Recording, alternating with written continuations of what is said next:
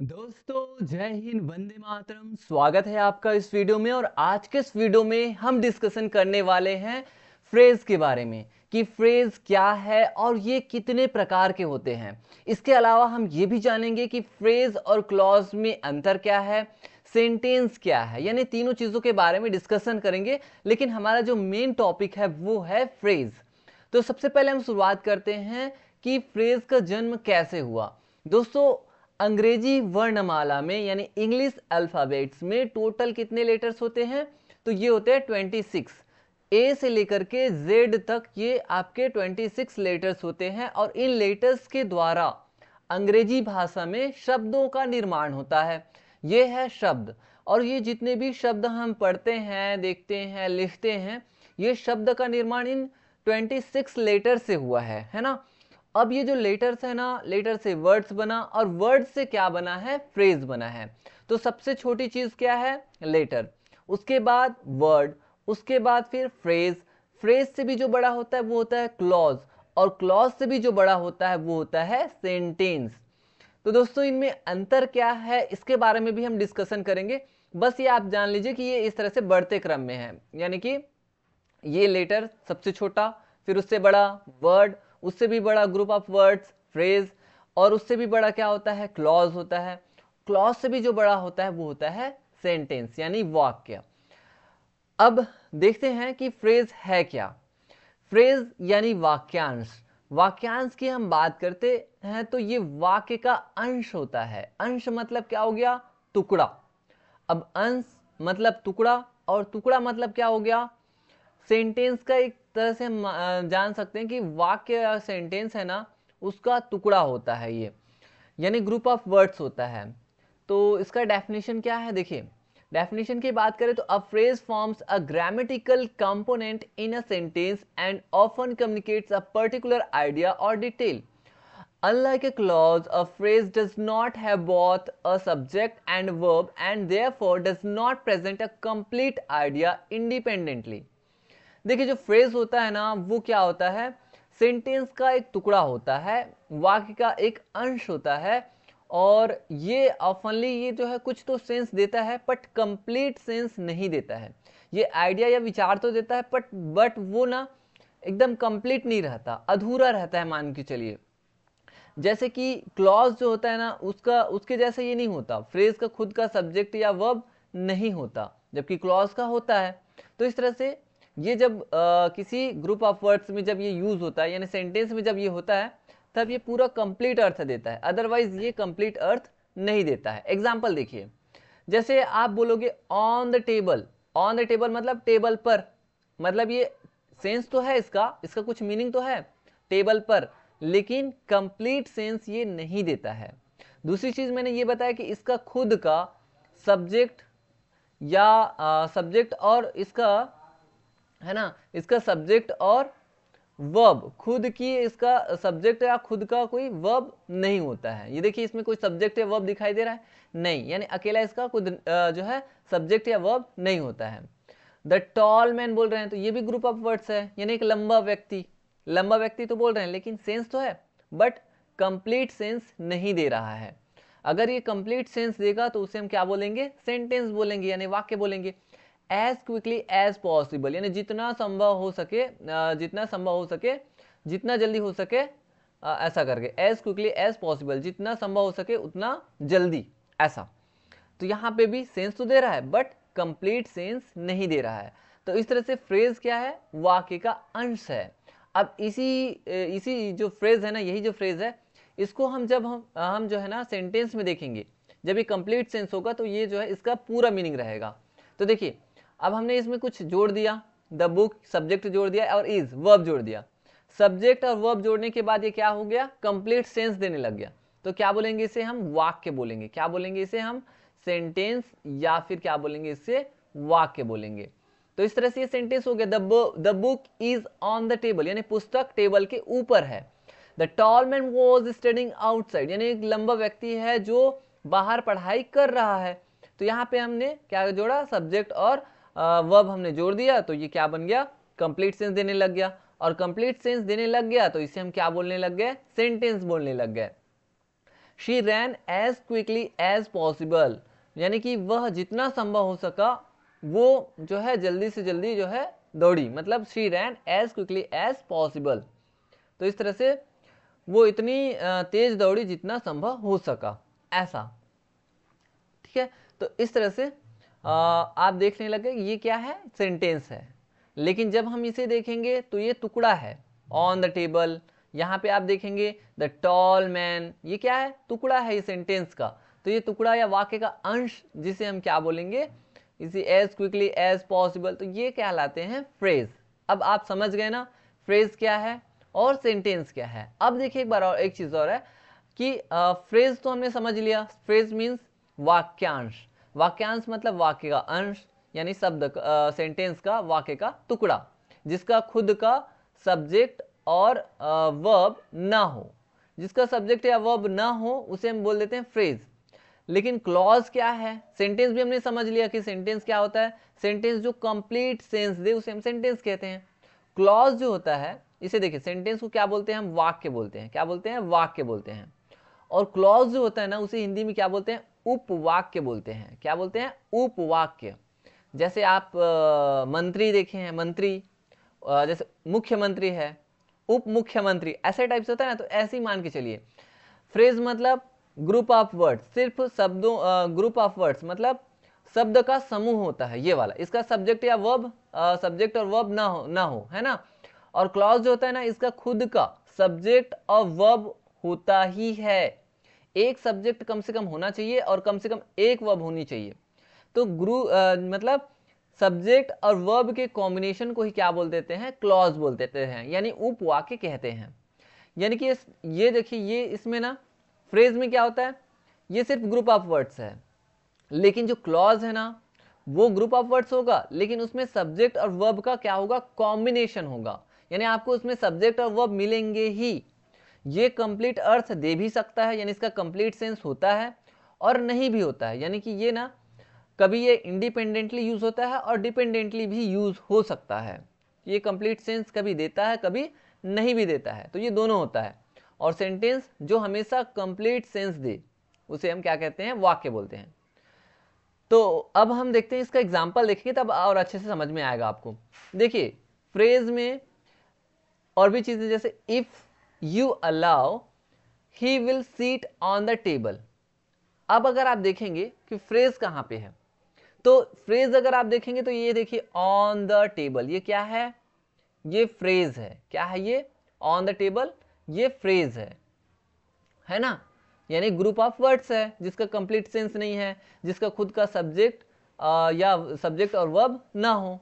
और मैंने आपको बताया कि क्लॉज क्या है, क्लॉज मतलब उपवाक्य। उपवाक्य मतलब जिसका कम से कम एक सब्जेक्ट और एक वर्ब होनी चाहिए, उसे हम क्लॉज कहते हैं। जैसे कि अगर आप देखेंगे यहाँ पे देखिए, इफ यू अलाउ, अगर आप अलाउ करेंगे तो यहाँ पे एक सब्जेक्ट है और यहाँ पे एक वर्ब है।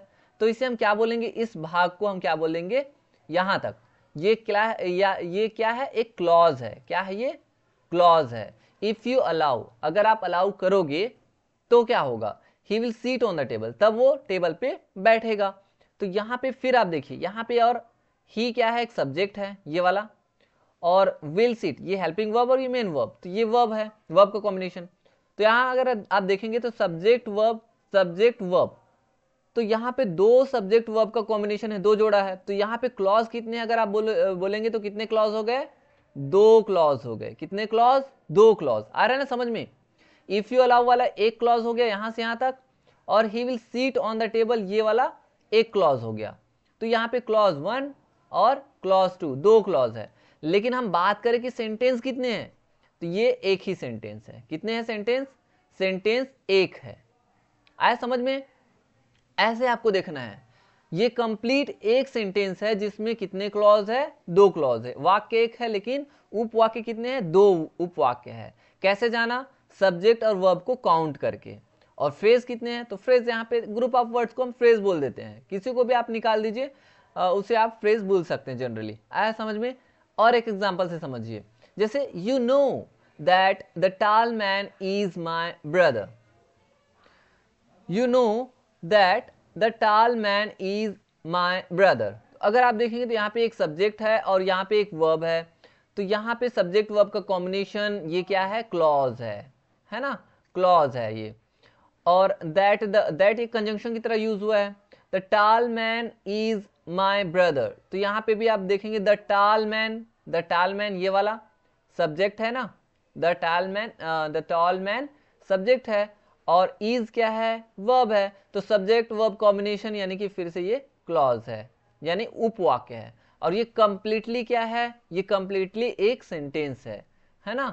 और अगर हम बात करें किसकी, फ्रेज की, तो यहाँ पे देखिए द टाल मैन ये ग्रुप ऑफ वर्ड्स है जिसका खुद का कोई सब्जेक्ट या वर्ब नहीं, सब्जेक्ट और वर्ब नहीं है, तो इसे हम क्या बोल देंगे, इस वाले भाग को द टाल मैन को क्या बोलेंगे, फ्रेज बोलेंगे। फ्रेज मतलब वाक्य का अंश, वाक्य का टुकड़ा। तो इस तरह से दोस्तों आई होप कि आप समझ गए कि क्लॉज, फ्रेज और सेंटेंस में अंदर क्या है। एक ही सेंटेंस में दो क्लॉज भी हो सकते हैं, एक क्लॉज भी हो सकता है, वो भी क्या है, वो सेंटेंस है, उसमें एक ही क्लॉज रहेगा, ऐसा भी हो सकता है। ठीक है, तो क्लॉज यानी सब्जेक्ट और वर्ब का कॉम्बिनेशन, फ्रेज मतलब ग्रुप ऑफ वर्ड्स, और सेंटेंस मतलब जो कंप्लीट सेंस दे। तो यहाँ पे अगर देखें इस सेंटेंस का कंप्लीट सेंस है, आप जानते हैं कि जो लंबा सा व्यक्ति है वो मेरा भाई है, तो कंप्लीट सेंस निकला ना। तो इस तरह से आप समझ गए कि फ्रेज, क्लॉज और सेंटेंस में अंतर क्या है। अब हम बात करते हैं फ्रेज की, जो हमारा आज का टॉपिक है। इसके टाइप्स की बात करें तो टाइप्स है मेन 5 टाइप्स। कौन कौन से, noun phrase, verb phrase, adjective phrase, adverb phrase and prepositional phrase. तो इस तरह से ये 5 टाइप्स है फ्रेज के। अब एक एक का हम एग्जांपल सहित समझते हैं। नाउन फ्रेज क्या होता है, नाउन फ्रेज मतलब जो नाउन की तरह बिहेव करे, जो नाउन की तरह, नाम से स्पष्ट है, noun, pronoun, verb, adjective, adverb, preposition, conjunction, interjection, ये पार्ट्स ऑफ स्पीच पढ़े ना, तो उसमें आप नाउन की तरफ जो बिहेव करे उसे नाउन फ्रेज बोलेंगे, यानी संज्ञा फ्रेज है ना, संज्ञा वाला वाक्यांश। जैसे देखिए, the soldier, a cup of coffee, a piece of cake, the shiny red apple, ये क्या है, ये नाउन फ्रेज है जो नाउन से बना है, जो नाउन की तरह बिहेव करेगा, है ना। अब इसी को अगर आप सेंटेंस में देखेंगे तो इस तरह से हो जाएगा, जैसे the old oak tree stood tall in the center of the field, तो यहाँ पे the old oak tree ये क्या है, ये एक नाउन की तरह वर्क कर रहा है। stood tall in the centre of the field, field के सेंटर में जो ओल्ड ऑक ट्री है ना, वो लंबा सा वो खड़ा था। ठीक है, तो इस तरह से ये वाला क्या हो जाएगा, नाउन फ्रेज हो जाएगा। वैसे reading books is my favourite pass time, मतलब पुस्तक पढ़ना मेरा फेवरेट क्या है, पास टाइम है या टाइम पास है। तो इस तरह से क्या है, रीडिंग बुक्स ये क्या है, ग्रुप ऑफ वर्ड्स है, तो ये नाउन फ्रेज है जो नाउन की तरह बिहेव कर रहा है। नेक्स्ट देखिए, वर्ब फ्रेज, वर्ब से स्पष्ट है, जो वर्ब का ग्रुप मिलेगा आपको। वर्ब फ्रेज मतलब वर्ब का समूह है ना, क्रियाओं का समूह। तो देखिए यहाँ पे हैव बीन स्टडिंग, ये देखिए कितने सारे वर्ब है, ये हेल्पिंग वर्ब है ना, ये हेल्पिंग वर्ब है और ये भी हेल्पिंग वर्ब है और ये मेन वर्ब है। तो ये एक तरह से हम समझ जाएंगे ग्रुप ऑफ जो है वर्ब्स, ठीक है ना, ग्रुप ऑफ वर्ब्स। जैसे इज सिंगिंग है तो ये भी वर्ब का ही समूह है। Will have finished group of जो है वर्ब्स है।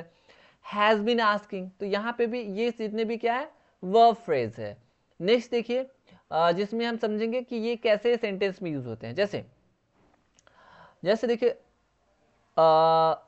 रोंडा has been is asking for help, तो जो रोंडा नाम की कोई लड़की है या लड़का है वो हेल्प के लिए पूछ रहा है। तो यहाँ पे has been asking for help, since, for ऐसा करके आगे और बना सकते हैं सेंटेंस को, ठीक है, प्रेजेंट परफेक्ट कंटिन्यूअस टेंस में।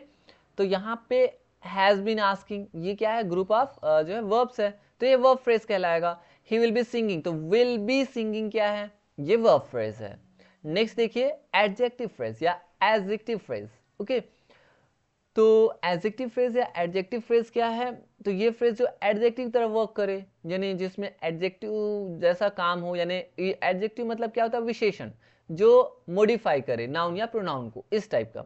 जैसे full of life, full of life हो गया, रियली एक्सलेंट है, न्यूली बिल्ट है, ब्राइट आइड इंडियन है, तो ये क्या है, एडजेक्टिव से बना है और एडजेक्टिव की तरह वर्क करता है, तो ये एडजेक्टिव फ्रेज होता है। एग्जांपल से देखिए, जैसे सेंटेंस में कैसे यूज होता है, the bright eyed Indian girl became popular. यहाँ पे बोला जा रहा है कि जो चमकीली आंख वाली जो भारतीय लड़की है वो प्रसिद्ध हुई, पॉपुलर हुई। तो यहाँ पे द ब्राइट आइड इंडियन, ये एक एडजेक्टिव तरफ वर्क कर रहा है और ये किसको डिस्क्राइब कर रहा है, लड़की को, है ना। तो ये क्या है, एडजेक्टिव फ्रेज है। वैसे ही we decided to stay in a newly built house. तो यहाँ पे हमने डिसाइड किया कि हम न्यूली बिल्ट हाउस में क्या करें, ठहरे, स्टे करें। तो यहाँ पे अगर आप देखेंगे तो अ न्यूली बिल्ट, ये क्या है, न्यूली बिल्ट, है ना। अ न्यूली बिल्ट ये किसको डिस्क्राइब कर रहा है, तो ये हाउस को डिस्क्राइब कर रहा है। हाउस क्या है, एक नाउन है जिसको ये डिस्क्राइब कर रहा है, ये यानी एक विशेषता बताया। तो न्यूली बिल्ट, अ न्यूली बिल्ट, ये क्या है, एडजेक्टिव फ्रेज है। ठीक है, तो इस तरह से आप एडजेक्टिव फ्रेज को समझ सकते हैं। नेक्स्ट देखिए एडवर्ब फ्रेज। एडवर्ब फ्रेज क्या, एडवर्ब फ्रेज मतलब जो एडवर्ब की तरह वर्क करे, यानी क्रिया विशेषण। क्रिया विशेषण क्या करता है, जो वर्ब, एडवर्ब मतलब जिसमें वर्ब को जो क्वालिफाई करता है या वर्ब को डिस्क्राइब करता है। वर्ब हो गया, किसी एडजेक्टिव को डिस्क्राइब करता है, किसी अनदर एडवर्ब को डिस्क्राइब करता है, कभी कभी ये नाउन या प्रोनाउन को भी डिस्क्राइब करता है। यानी जो एडवर्ब है ना वो एडजेक्टिव का बड़ा भाई है। एडजेक्टिव क्या करता है, वो सिर्फ नाउन और प्रोनाउन को डिस्क्राइब करता है ना। यानी छोटा भाई है तो छोटा काम करेगा, नाउन और प्रोनाउन को डिस्क्राइब करता है या नाउन या प्रोनाउन की विशेषता बताता है ना। एडवर्ब क्या है, उसका बड़ा भाई है। तो ये noun, pronoun, verb, adjective, adverb यानी दूसरे एडवर्ब को डिस्क्राइब करता है, तो उसकी तरह वर्क करता है। तो ये होता है एडवर्ब फ्रेज। देखिए एज क्विकली एज पॉसिबल, तो यहाँ पे देखिए ये क्या है, एडवर्ब फ्रेज है। After a few minutes, adverb phrase. Very carefully, owing to the heavy snow storms, तो यहाँ पे भी ये एडवर्ब फ्रेज है। यही वाला एडवर्ब फ्रेज वाला आया था ना उसमें छत्तीसगढ़ अंग्रेजी व्याख्याता भर्ती परीक्षा 2019 के फर्स्ट क्वेश्चन में, ओविंग टू इल लक करके, है ना, याद आया ना। हाँ, तो ये वाला है, वही वाला है, ओविंग टू इल लक करके, owing to heavy snow storm. तो ये क्या है, एडवर्ब फ्रेज है। ठीक है, नेक्स्ट देखिए एडवर्ब फ्रेज। एडवर्ब फ्रेज की बात करें तो इसका एग्जांपल्स है, कुछ कुछ है, जैसे all school will be closed for a week owing to the heavy snow storms. तो all school will be close for a week, जितने भी स्कूल्स है सभी स्कूल वो जो है एक सप्ताह के लिए क्या होंगे, क्लोज होंगे, बंद होंगे। किसकी वजह से, owing to heavy snow storms, मतलब हैवी स्नो स्टॉर्म्स की वजह से, काफ़ी भारी जो है स्टॉर्म्स जो है तूफान बारिश की वजह से के कारण ऐसा करके। तो यहाँ पे owing to the heavy snow storms ये क्या है, एडवर्ब फ्रेज है। She filled out the forms very carefully, यानी कि उसने फॉर्म को क्या किया, फिल आउट किया बहुत ही ध्यानपूर्वक। तो यहाँ पे वेरी केयरफुली ये क्या है, एडवर्ब फ्रेज है। तो आया समझ में। अब नेक्स्ट देखते हैं और लास्ट है प्रीपोजिशनल फ्रेज। प्रीपोजिशनल फ्रेज या प्रेपोजिशनल फ्रेज की बात करें तो ये जो है ना, प्रीपोजिशन जो पोजीशन को बताया या फिर जो कनेक्टिंग वर्ड्स होते हैं, जिसमें जो है ना क्या करते हैं, वर्ड्स को क्या करते हैं, कनेक्ट करते हैं, है ना। जो नाउन के आसपास ही यूज होता है, नाउन या प्रोनाउन के आगे भी यूज हो सकता है और पीछे भी। तो होता है प्रीपोजिशनल फ्रेज। देखिए एट माई हाउस, तो यहाँ पे at my house, at preposition है, उसके साथ जुड़ा हुआ जो नाउन वगैरह होगा वो क्या हो जाएगा, प्रीपोजिशनल फ्रेज कहलाएगा। Near the car, during the break, with great enthusiasm, है ना। तो इस तरह से ये देखेंगे तो ये सब क्या है, प्रीपोजिशनल फ्रेज जिसमें प्रीपोजिशन है, जैसे में विथ जो है प्रीपोजिशन, इसमें ड्यूरिंग है, इसमें नियर है, इसमें एट है। ओके, नेक्स्ट देखिए एग्जाम्पल्स देखिए। एग्जाम्पल जैसे शी स्पीक्स विथ ग्रेट एंथुसिज्म, तो यहाँ पे बोला जा रहा है कि उसने, वह जो है ना ग्रेट एंथुसिज्म, बहुत ही उत्साह के साथ बात करती है या बोलती है। तो विथ ग्रेट एंथुसिज्म क्या है, ये प्रेपोजिशनल फ्रेज है। वैसे ही Mark is going out with that beautiful woman, तो यहाँ पे Mark is going out with that beautiful woman, तो यहाँ पे विथ दैट ब्यूटिफुल वुमन ये क्या हो जाएगा, प्रीपोजिशनल फ्रेज, इसमें विथ जुड़ा है ना।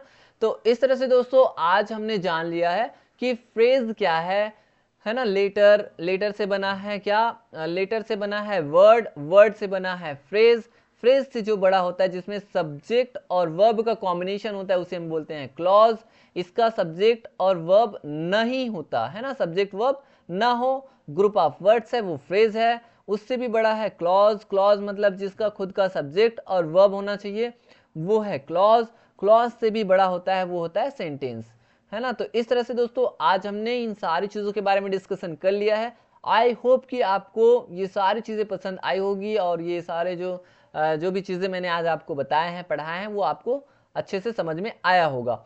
तो मिलेंगे नेक्स्ट वीडियो लेक्चर में किसी इंटरेस्टिंग टॉपिक के साथ। तब तक के लिए आप पढ़ाई करते रहिए, क्योंकि दोस्तों मैं हमेशा कहता हूँ कि पढ़ाई को कभी मत छोड़िए। लिखने सीखने के लिए ना कोई उम्र नहीं होती है ना, आपकी एज क्या है इट डजंट मैटर, आप सीखते रहिए, लाइफ टाइम सीखिए, क्योंकि सीखने के लिए आपको किसी एज की जरूरत नहीं है। Learning is life. So we will meet you in the next video lecture. Till then, keep practicing, keep learning, and thank you दोस्तों।